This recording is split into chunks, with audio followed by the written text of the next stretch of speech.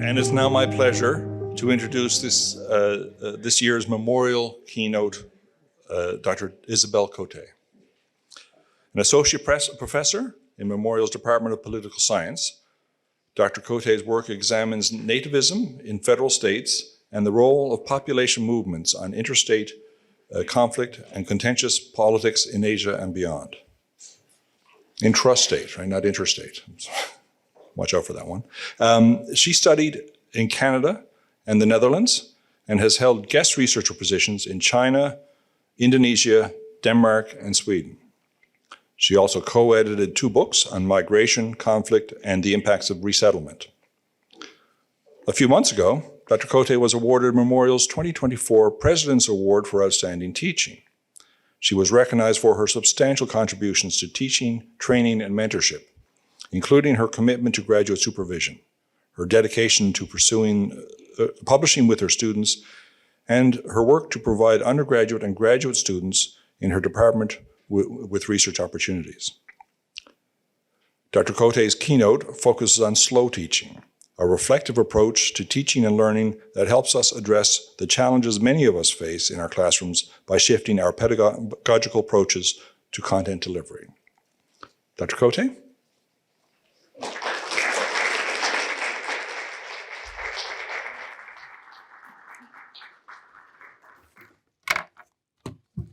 Okay, let me set myself up here. Okay, let's see.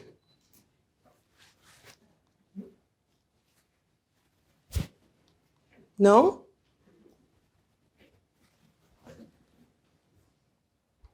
The right one. The right one, perfect. As opposed to the wrong one, that would be useful. Hi everyone, thank you very much, and thank you for spending your morning today with me and with the conference here at Memorial. Let me see again, which one was the right one? Not this one? This one, excellent. So I will start with a confession. While all of us are researchers and have been trained to do research on our topic of expertise, very few of us have received any training on teaching, this other key pillar of our job. This, I find, is one of the greatest ironies of being a university professor. As we would say in French, cordonnier mal chaussé. Society may see us as experts on teaching, but in reality, many of us have never taken a single pedagogical course. I belong in that category, which is why standing here in front of all of you is a little bit awkward. Nearly all of my learning on pedagogy, by the way, this is a term that I will struggle to say the entire session, so please just bear with me as I learn with you. So nearly all of my learning on pedagogy came from trials and error in my own courses and discussion with colleagues. So while I'm very much aware that I'm far from being an expert on inspiring learning, innovative teaching, I do hope that these remarks will perhaps be useful to your own pedagogy. So I will start today by highlighting the context in which we teach and the students in which we teach, and how those have drastically changed over the last 10 years that I've been here teaching at Memorial. And together, these changes have made me prioritize an approach that I will broadly define as slow teaching. I want to reflect with you on the impact that this approach has had on my curriculum development, as well as my instructional approaches. Okay. To say that we live in unprecedented time has become so much of a cliche that it's not even worth mentioning. When you teach about politics, conflict, security, migration, and protest, this is absolutely the case. Course material is constantly changing and often comes straight from the headlines. This can be both a blessing because it's easy for students to get connected with the material, but it's also can be a curse as events are ongoing, unfinished, and messy. This means that by default, I also have to update my syllabi constantly. So just to give you an idea, a course I'm teaching, my favorite course, it's called Contentious Politics, Civil War, and Terrorism. It's a fourth-year course at the undergraduate level. So when I started teaching it in 2015, given the wave of terrorist attacks that have taken place in Paris, in London, in Spain, students were most interested in terrorism. Then my focus changed a little bit over the years with the civil war in Syria. It changed again a little bit further when Russia invaded Ukraine. And then most recently with the wave of protests happening in the US following the election of President Trump and the wave of far-right or protests against the far-right in Europe as well, we've seen students becoming increasingly interested in protest. So within that same course, my focus constantly had to change. This is something that my husband, who teaches physics, has not had to struggle with. Classical mechanics is classical mechanics.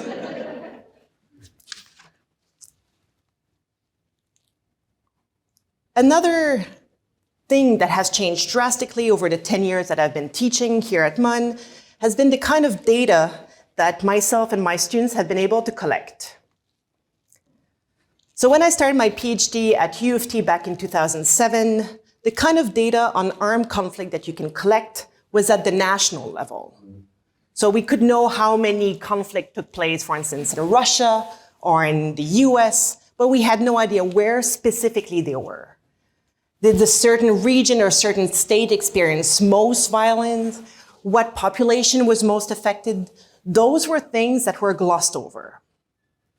Fast forward today, and we now can geolocalize specific protests, specific attacks.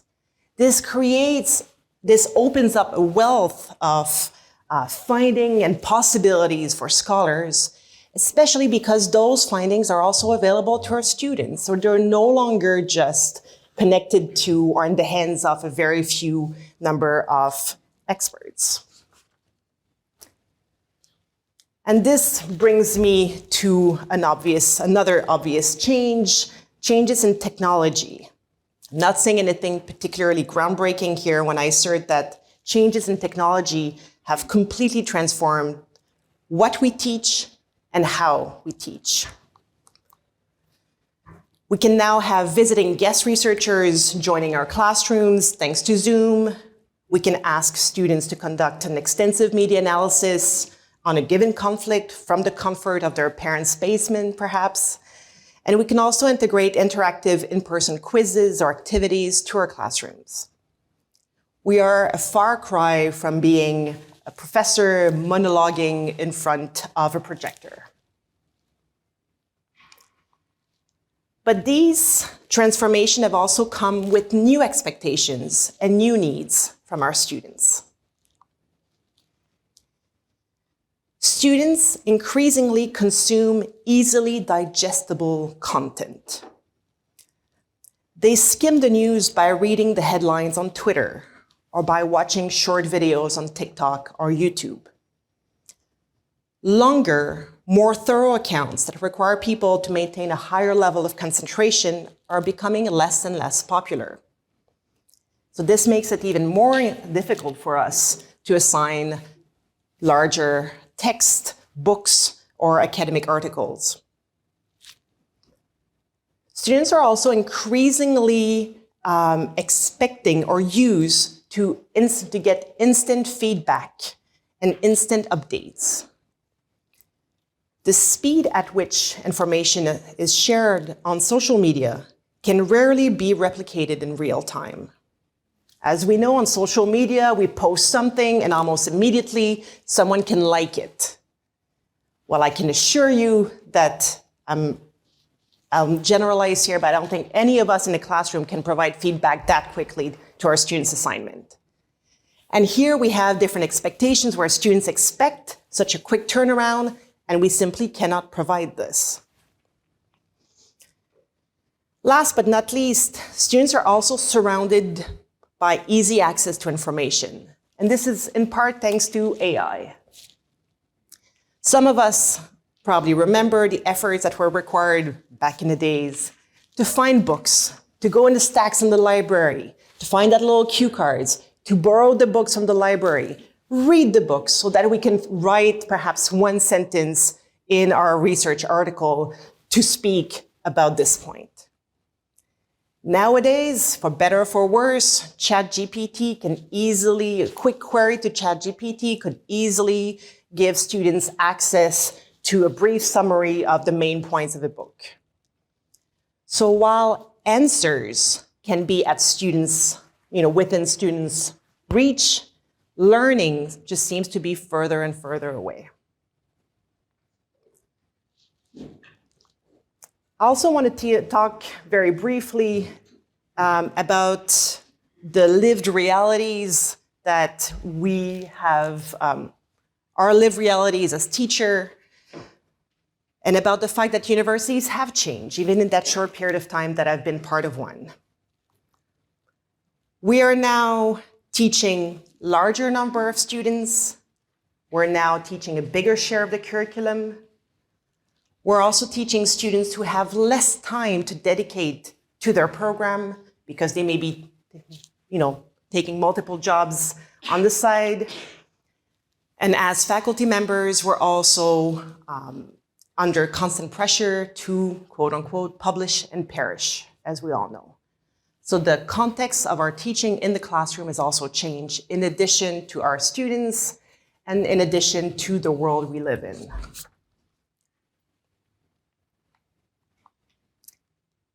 So all of these changes led me to ask myself, what if there was a shift to focus on depth versus breadth? What if I slowed things down? Some of you may have heard of The Slow Professor, a book by Berg and Seberg that was published at the University of Toronto Press back in 2016. So at the time when I started teaching here at MUN. And in it, the author proposes a slow professor manifesto. So let me read out loud this very small text that I have put on the screen in case you guys cannot read it from afar. We are slow professors. We believe that adopting the principle of slow into a professional practice is an effective way to alleviate work stress, preserve humanistic education, and resist the corporate university. The slow movement, originating in slow food, challenges the frantic pace and standardization of contemporary culture. While slowness has been celebrated in architecture, urban life, and personal relation, it has not yet found its way into education. Yet, if there is one sector of society which should be cultivating deep thoughts, it is academic teachers. Corporatization has compromised academic life and sped up the clock. The administrative university is concerned, above all, with efficiency, resulting in a time crunch and making those of us subjected to it feel powerless. Talking about professor stress is not self-indulgent. Not talking about it plays into the corporate model. As we're about to embark in our summer semester, if you're looking for reading that allows you to do productive procrastination, I highly recommend the book. This is really a short book that is meant to start or facilitate reflection on the topic.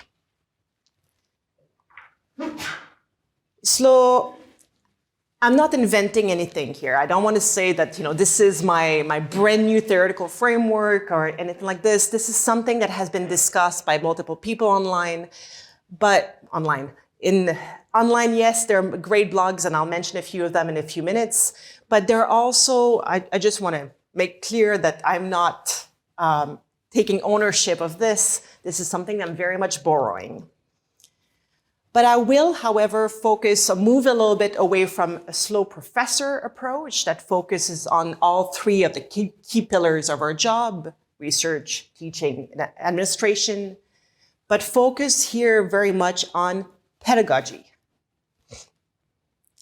So slow teaching can be understood as building greater pause, reflection, and purpose when developing learning environment.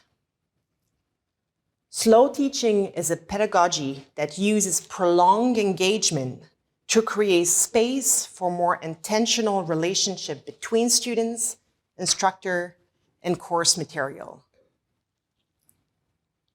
This pedagogical practice responds to the increasing mediation of technology in learning, which I mentioned briefly, as well as the needs to address students with varied learning needs.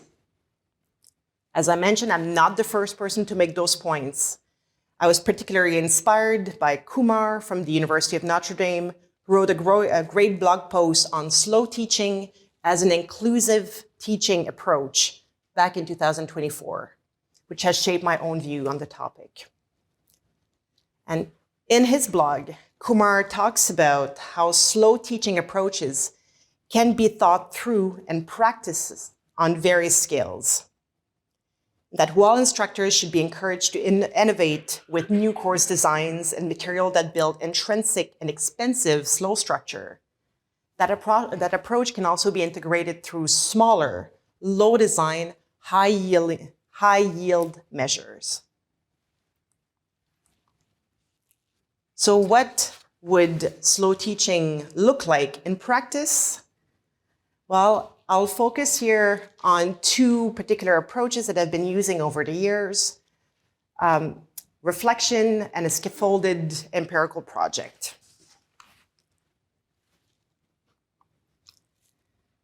A pillar of any course of mine are reflection pieces.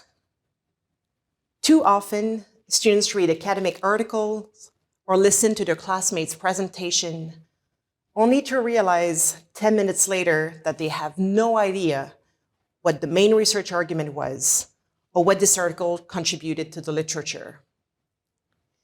So in order to truly understand any assignment materials and be truly prepared for class, one must first reflect on what was just read rather than seeing it as a checkbox to complete. Slow teaching then encourages students to read more meaningfully and more carefully. All of my courses include reading reflections to be submitted the night before class. And I adjust the specific requirements based on my students' level. So undergraduate students are provided with a template asking them to identify the main research question, the main argument, the kind of data collected, limitation, contribution, etc. The usual culprits, right? But I also ask them to do two additional questions, or to answer two additional questions. The first, how does it fit with the rest of the syllabus? What are the connections that they see? Why is it that they think that I selected this particular piece to answer, for instance, why is it that different groups may be attacked in armed conflict? I also ask students to reflect on the kind of question that they would ask the author of the piece if that author was just in front of them. And this is often when I get some insight as to how students think or what they think is important. Some of them will pick up on a very minor and obscure point, but they may do so in such a careful way that makes me see or better understand a point that the author may have made that I had never seen until then. Also see how many students completely miss the mark, and then I may need to focus on the main contribution of that article. So assigning multiple reflections throughout the semester also mean that I can track the progress that my students make in identifying those key elements. Over the years, I've had great feedback on this approach, And students have often mentioned that reflections, reading reflections, presentation reflection have helped them improve and feel engaged with the course material. Putting your thoughts on paper and then sleeping on it force students to engage with the material more deeply.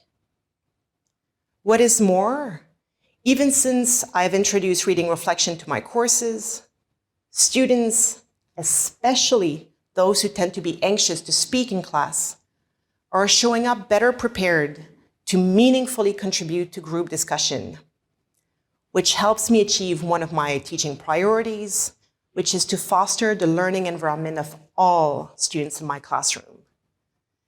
Little side note, if you've ever taught or if you ever met the political scientist students, many of them do want to go into law school. Many of them tend to be opinionated and quite comfortable arguing, debating, and public speaking is not an issue. But this is perhaps a broad generalization. In every classroom, I also have a handful of students who may never raise their hands, but who constantly blow my mind in their written work. So by providing them with feedback ahead of class, where I validate the importance and being spot on certain of their points, those students then show up to class thinking, okay, I know I'm not putting my foot in my mouth if I were to raise this point. My teachers just told me that it was extremely exciting. This year, I've also started experimenting a little bit with reflection. And I've started to ask students to reflect on their own learning experience. This has been an extremely revealing activity for me, as well as for the students. Again, too often students think of learning as something they can cross off their list, right? Learning done for tonight. I can now watch Game of Thrones. But it's important to make students realize that we all have different learning types. So here on the screen, and I understand it's very small, I'll speak about the main questions that I ask on the form. But for those of you with excellent eyesight, you may be able to see that the form includes 3 main categories, essentially. So I've asked students, broadly speaking, what it is that they have learned so far about their learning style in their major. This is a course that I teach in 4th year, so this is usually something that students take in their 3rd, 4th, or 5th year. By then, they have taken multiple courses, and I want them to start reflecting on what has worked for them. I ask them things like, what was your favorite mistake, and what did you learn from it? What are the strengths that you notice about yourself? And then students elaborate on them a little bit. Then I ask students to set clear goals for my course, encouraging them to think of the Goldilocks rules. In order to make real, meaningful progress on your goals need to be not too big, not too small, just right. If you aim too big, if say, get an A, that's not specific enough. And if you aim too small, showing up for one class, that's also too small. The kind of goals, for instance, that I mentioned to them as being potential options are things like develop writing skills to convey an academic information clearly to an unfamiliar audience, be more active in class discussion by being better prepared for class, learn to read better and identify key elements of academic articles, or also develop better learning habits, attend all classes, show up on time, be prepared. Those are goals that are meaningful and yet fit the Goldilocks rules. And last but not least, I ask students to make a plan, because as Antoine de Saint-Exupéry said in Le Petit Prince, a goal without a plan is just a wish, right? So I'm asking students to reflect and list what needs to be done in order to accomplish the goal they had just mentioned. If you want to be more active in class discussion, then what do you need to do first, and second, and third? And how do they see my role as the instructor? Where can I jump in to help? This exercise or this reflection, as I said, it was the first time that I've done it this year, raised so many fantastic insights. I told students that this was not mandatory, and yet every single one did it. They seemed to enjoy thinking about who they are as a learner, and many of them reflected on how they had never thought about that. People raised concerns about, for instance, a slippery slope. Famously, one student said, I know myself, if I skip one class, I'll skip a second and a third and a fourth. I had people talk about problems with time management because they were caring for a sibling. I had people, many people, talk about imposter syndrome and saying, I'm not a poli-sci major. Everyone seems to know everything in this class. So knowing what my students were worried about helped me then be able to target my feedback to them to address these.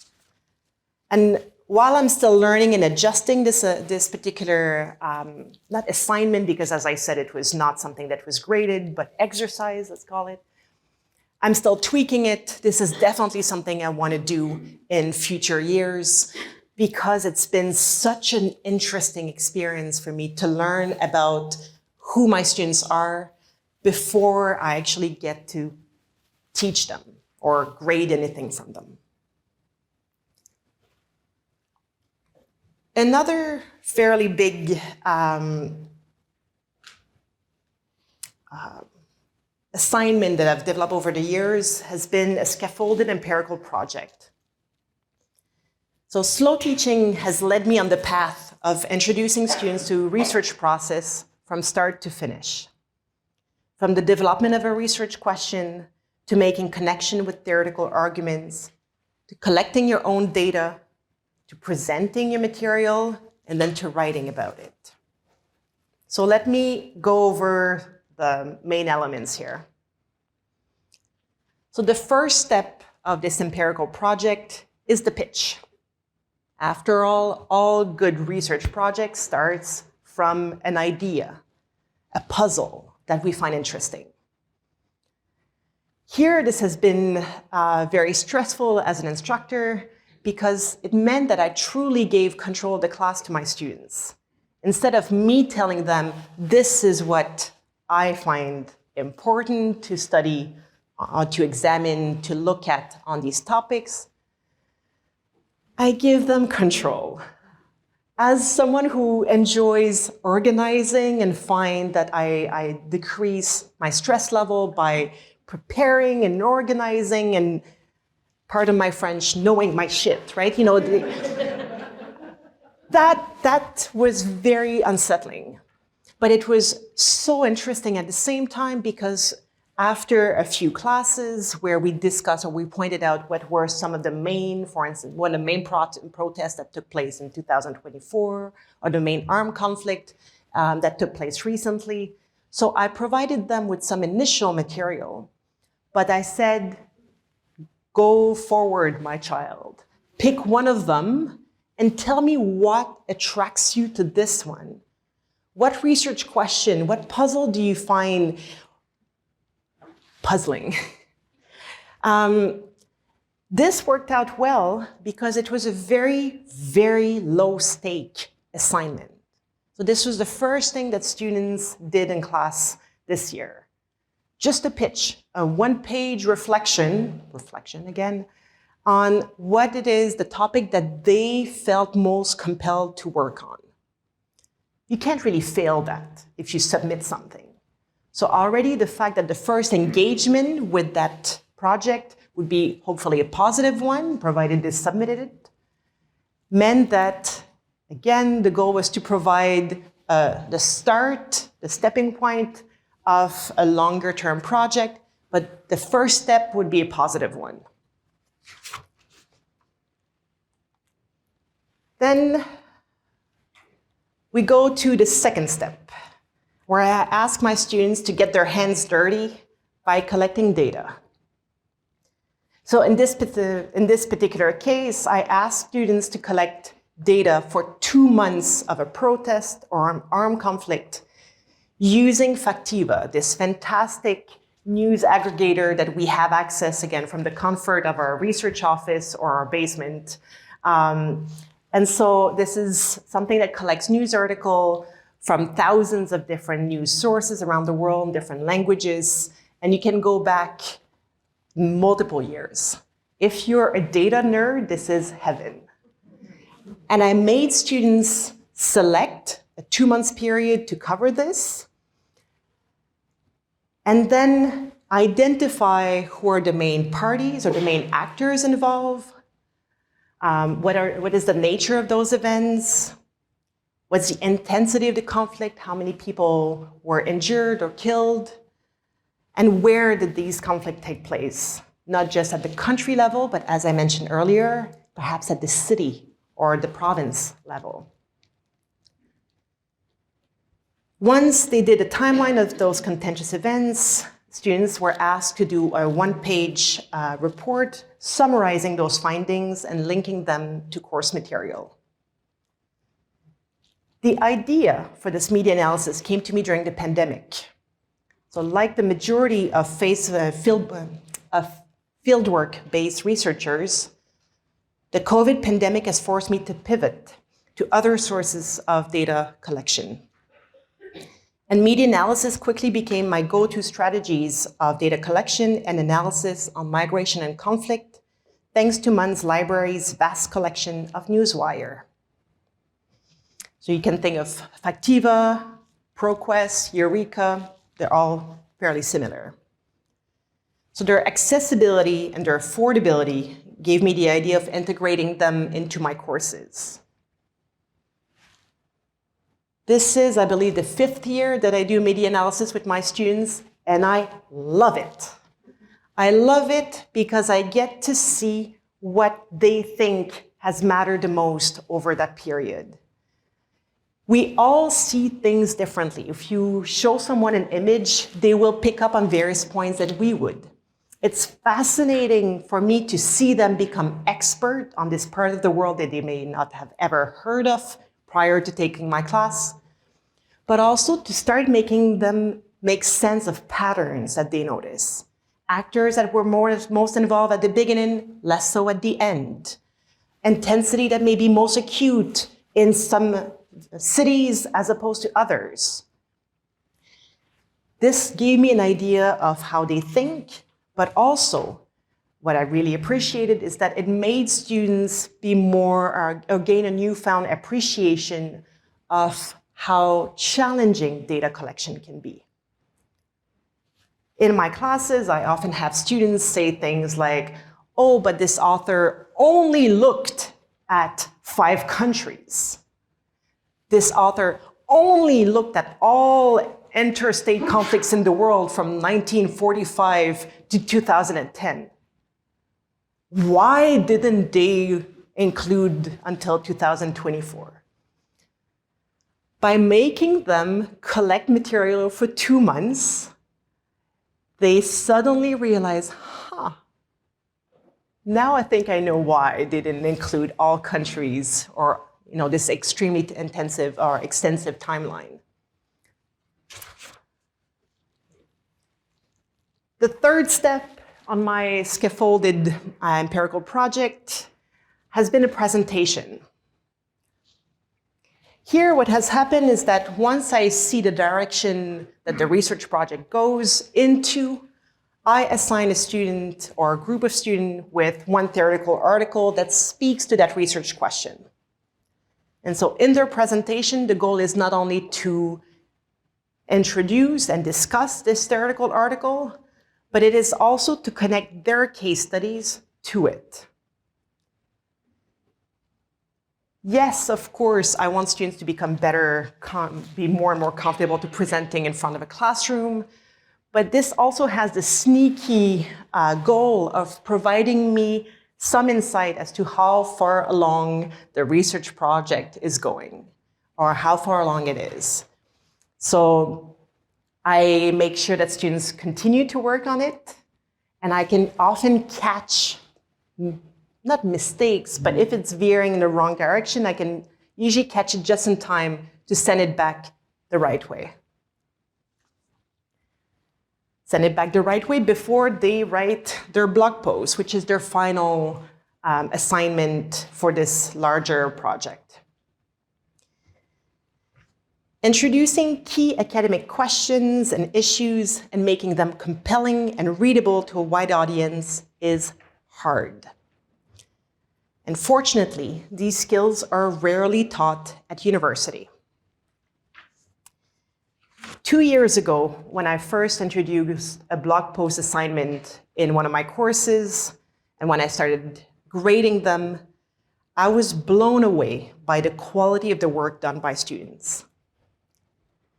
These assignments deserve to be read by more than just me. So I contacted those students who did particularly well to see if they would be interested in revising their blog post for a potential publication. But a publication where? So because their responses were so enthusiastic, I ended up launching an academic blog called Population and Security in January of 2023, using some of my SSHRC IDG funds to hire MUN graduate students in computer engineering who developed a website that you can go to if you want to. I've also hired 3 graduate students to form the editorial board with myself. And thanks to the MUSEP program, and for those of you who are not from MUN, MUSEP is this fantastic program that allows faculty members to hire undergraduate students to work on various academic tasks related to our work. So thanks to that program, I was able to hire 2 undergraduate students per semester to help with copy editing.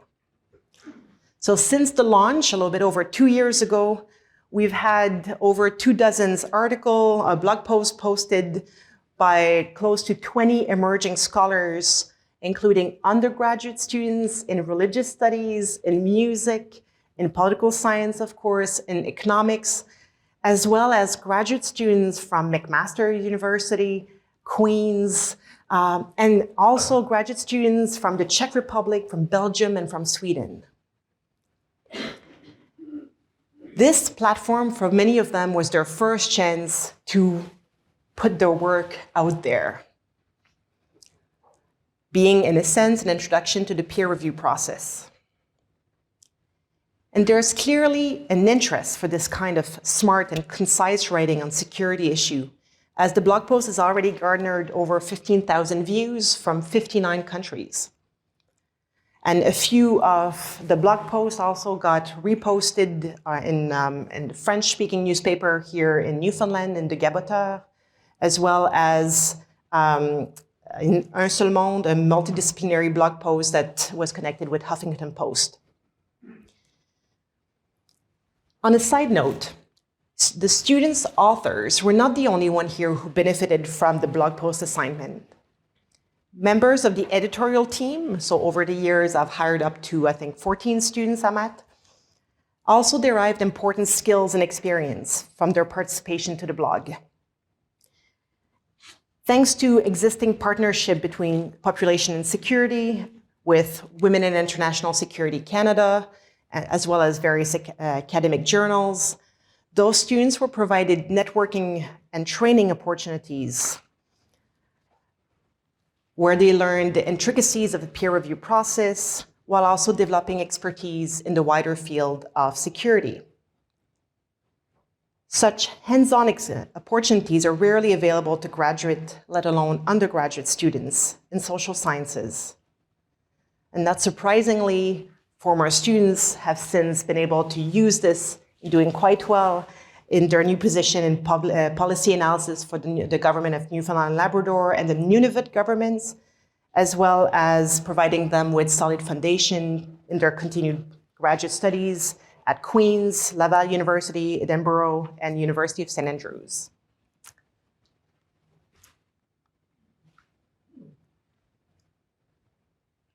Scaffolding research projects allowed me to accomplish or to hit several of the goals I had. And they fit very well with the approach that I mentioned earlier about slow teaching. And it does so because a scaffolded research project promotes intellectual curiosity. Students pick a topic that interests them. It is not instructor-led, it is student-led. These kind of projects are also great because they foster deep knowledge of a case study. Truly, by the end of the semester, those students become the expert on the field. I had a student say, I've picked the Congo Civil War because I know nothing about it. But by the end of the course, he could have tell you specifically what critical mines was in which city in the region of Goma. They knew their material because they became so acquainted by data collection, by reading material on it, and then presenting it. This approach also provided students with some of the methodological tools that they could apply in different projects. Many of them mentioned, how I wish I knew Factiva before graduating. Because quite often, unfortunately, I get the students in my department in their last semester. But what I also very much appreciated was that students got to develop an ownership of their project. It was theirs from A to Z. From the research question, to the data they collected, and to the material the insight that they made. And this is something that when chatting with my students and when reading my CEQs and various feedback I often get comments about how students, for the first time, realize that they are part of the research community because they have collected this material. They're not just summarizing what other people have said, they're contributing to the discussion.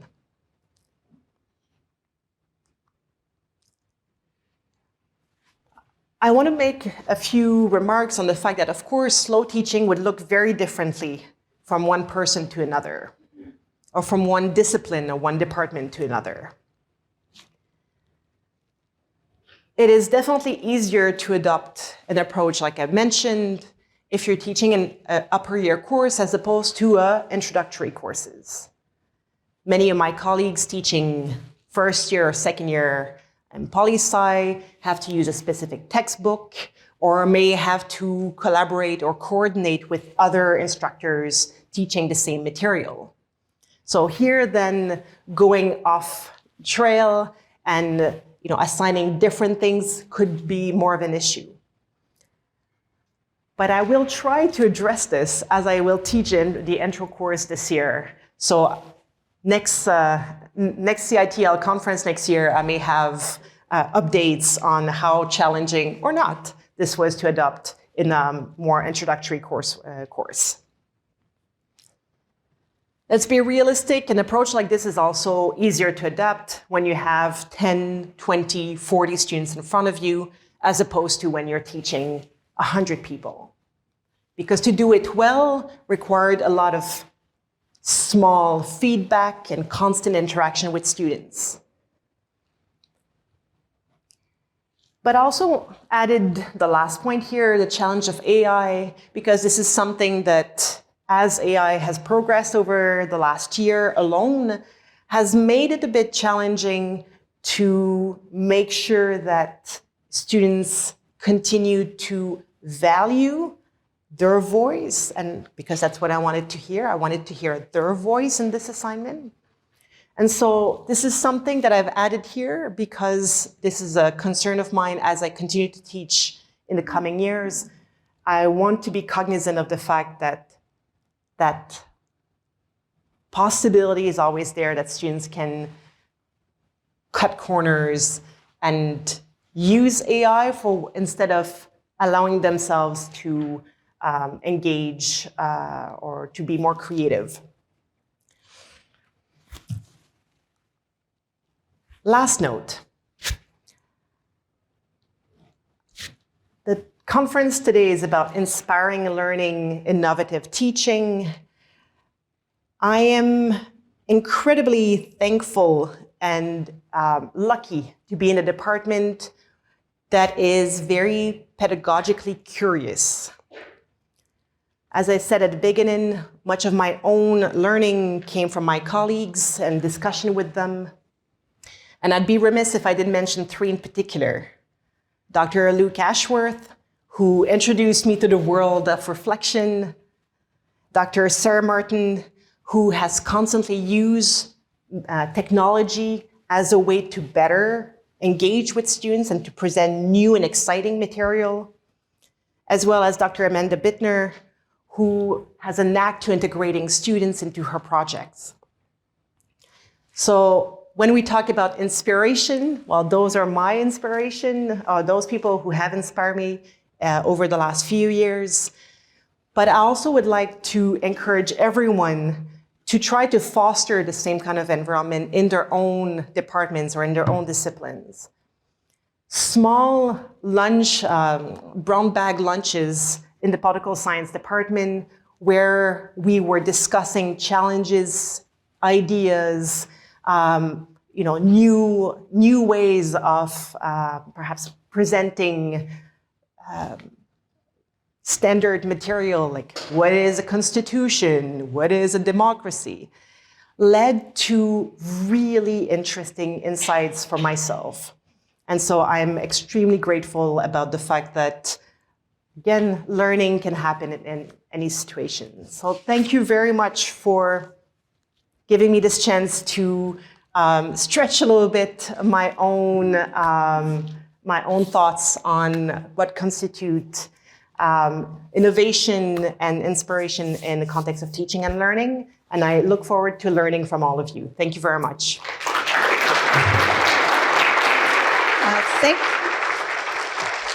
Thank you, Dr. Côté. Does anyone have any Q&A, any questions for Dr. Côté? We have 10 minutes, I think, for Q&A.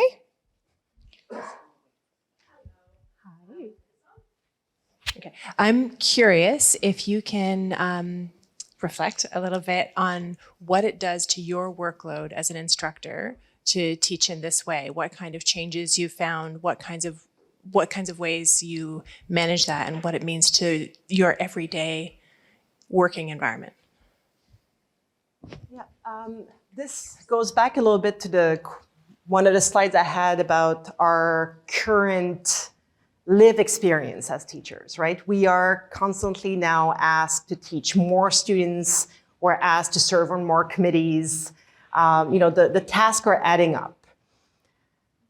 I'll be frank, I was able to do this semester because I had a course remission, right? So because I had a little bit less teaching, this was a walk in the park. But it also meant that I engaged with teaching in a way that was very like, la, la, la, la, la, right? I was excited to see my students because I wanted to see how much they had collected, like what new material they had collected for last week. If someone was able to find, so some students struggle to find the right way to get enough news article for the topic because it was very specific. I wanted to see if they overcame that problem. And so it made me very excited. But again, can that excitement be kept had I been teaching 3 courses this semester? There's a bit of a question mark. Let's be realistic. What I've described was this version of my 4th year course. There's someone in the room who took this course in an earlier version. It was slightly different. I keep tweaking it from one year to another. But I tweak it also based on feedback and based on comments from students. So to me, it was, I'd rather do a little bit more work if I'm excited and I feel that it's meaningful because students actually read my comments and integrate them, as opposed to perhaps doing less work that I find to some degree meaningless. You know, provide extensive comments in the margin and clearly realize that students have never read them. And so by having those, because this required a number of a one-on-one conversation with students, so having all of those meant that, and perhaps it was additional work then, but it meant that the final project was so exciting. I had a good number of like solid A's in the final project because I saw the arc, I saw the journey that they went from that small research question to the final project. And that made me, you know, as an instructor, I think that most of us want to see that. They want to see the learning, you know, you were a small baby, you're now a grown person. The development, and it was beautiful. So to me, that's something that would be worth it. But there would be challenges.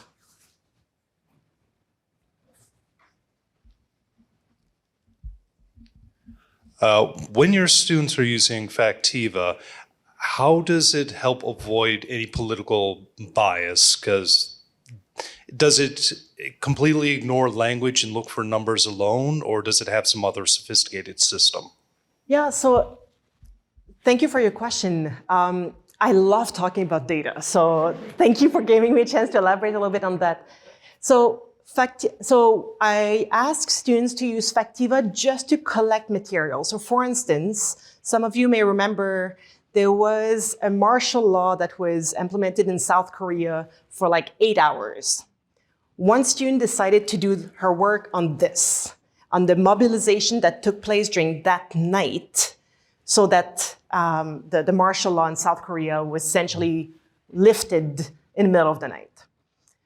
So that student then, on Factiva, used South Korea martial law mobilization. So they used few keywords.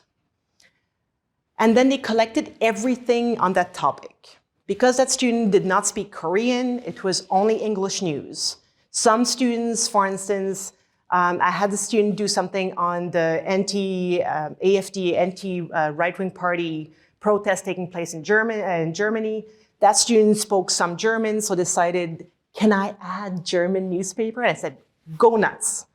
So, but again, that was just about the data collection. I wanted them to be able to get ideally 40 to 50 news articles so that they could create a timeline. And in the timeline, they would cover things like, at this time, this happened there.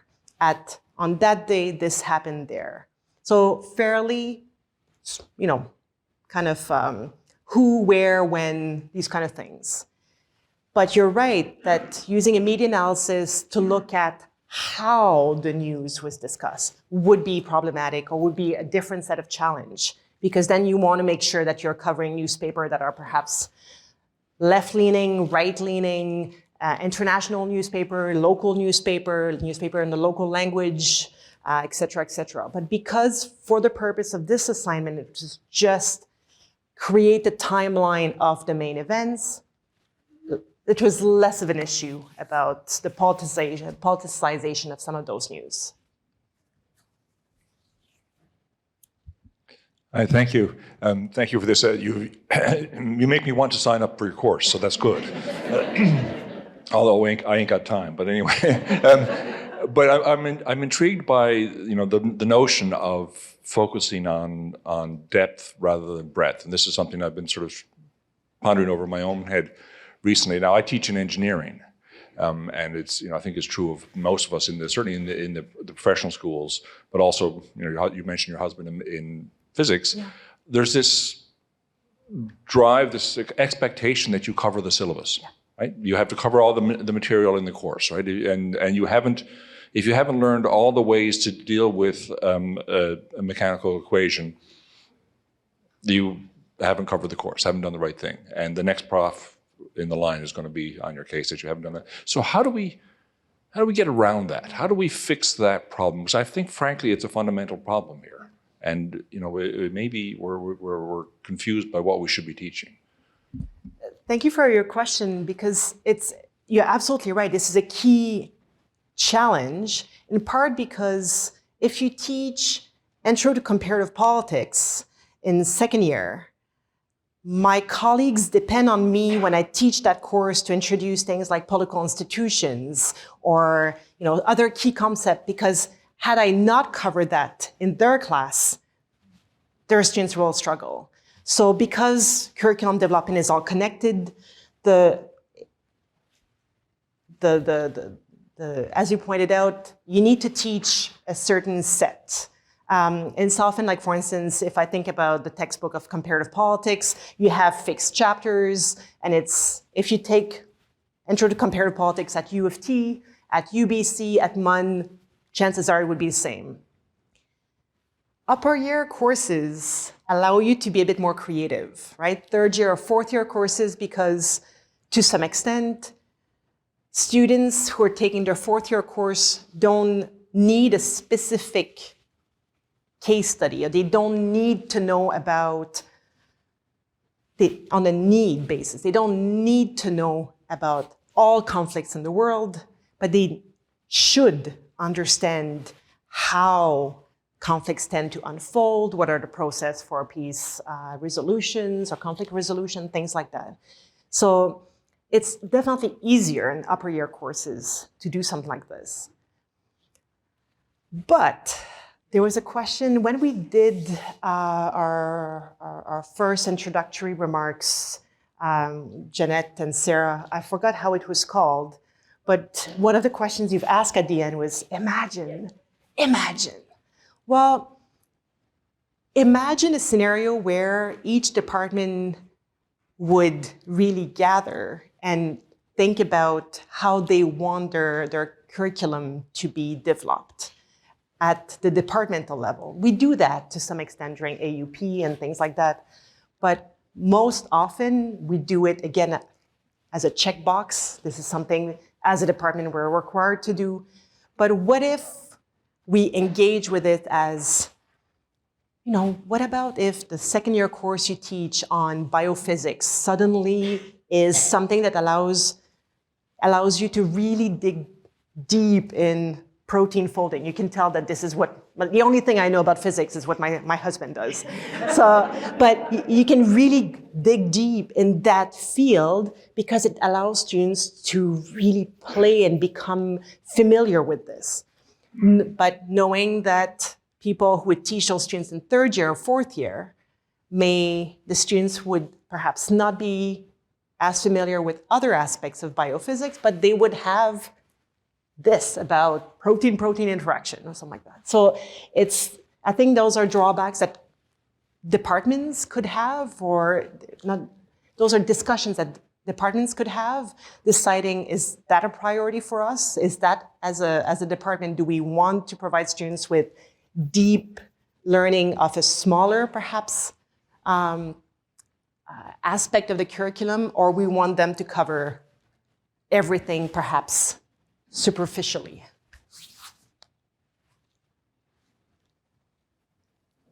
Any other questions? Yeah, hi. So this might be kind of a springboard off of that previous question, but I think during your talk, you mentioned the prospect of doing this in a first year course, like in the fall. And it might be that you don't have an answer for this yet, but have you given any thought to what that might look like? Because it seems like this is a tricky thing to reconcile, maybe. Thanks. So already disclosure is that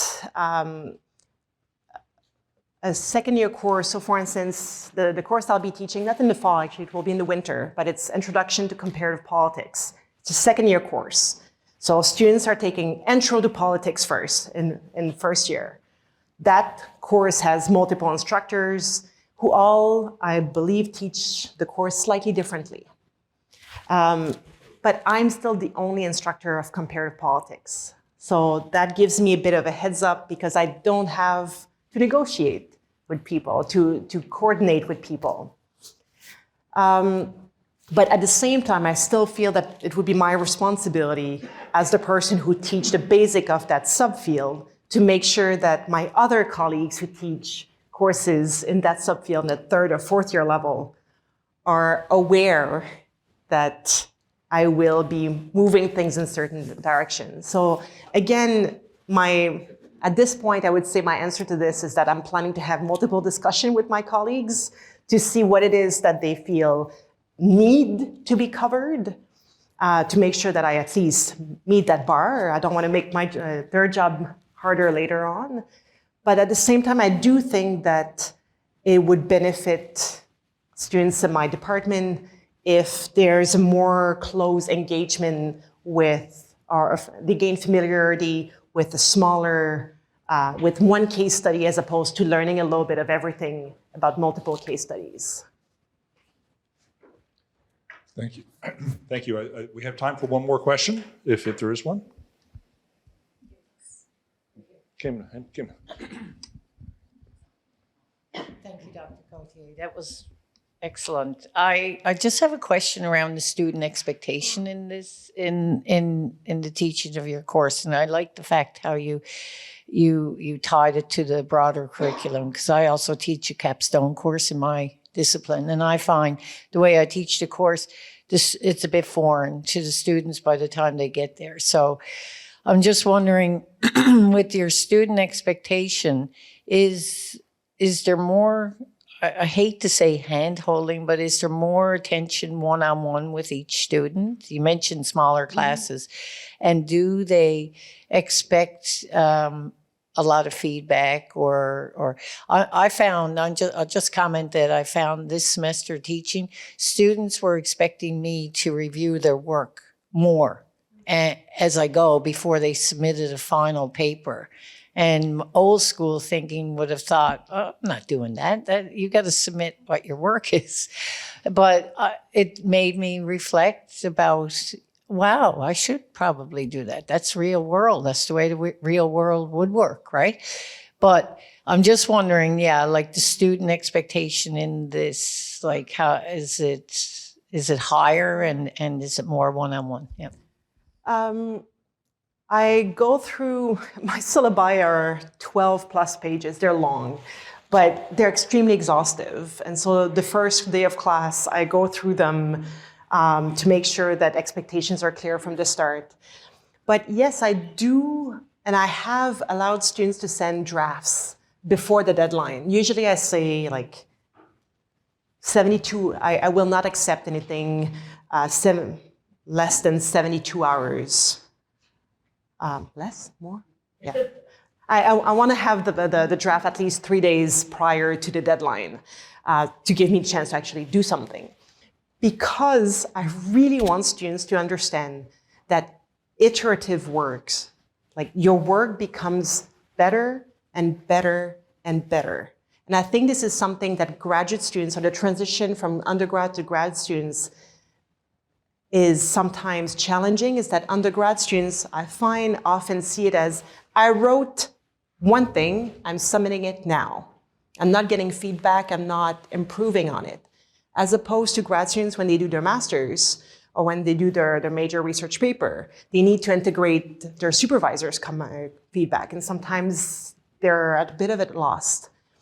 So I'm hoping that by allowing students to submit a draft earlier, very few do, by the way, but in those who do, there's really a chance to improve, because if they implement the suggestions I make, they tend to do extremely well. And you won't be surprised to hear those are often the students who are interested in masters and in grad school. So to some extent, I feel that this is time well spent because they use or they integrate the comments. So I often allow this. But I think this year, 2 people took me up on my offer, 2 out of 20. I could deal with two blogs to read before the deadline. But it is the change I've noticed, though, is this idea that feedback needs to be done much faster. And this is perhaps related to the comment about like the instant feedback, the instant liking of things on social media. I mean, at a minimum, give me a day, right? So it's those expectations that I sometimes had to elaborate a bit more, is that you really cannot submit something at 1 a.m. and expect me to have comments by 8. I'm old, I need to sleep. So that required some adjustment. But besides that, not necessarily. I wouldn't say that the hand-holding has been necessarily more this year than before. Okay, thank you very much. This has been very inspiring, thought-provoking. I think we might find some changes happening around campus and lots of more conversation about these issues. So thank you. Thank you.